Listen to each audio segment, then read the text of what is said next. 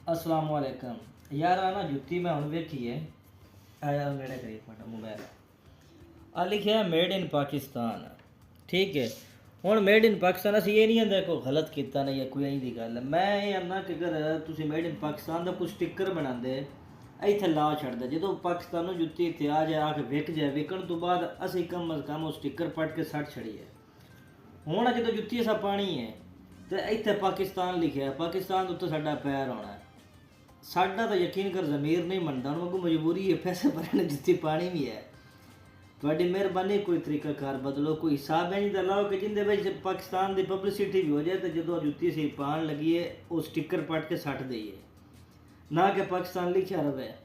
साडा कभी भी दिल नहीं करता कि पाकिस्तान लिखा हो तो उत्ते से अपना पैर रखिए। मेहरबानी करो इस वीडियो ने अगे शेयर करो ताकि कम अज़ कम जो बनाते पे जुत्तियाँ उन्होंने तक गल पहुँच जाए। जज़ाक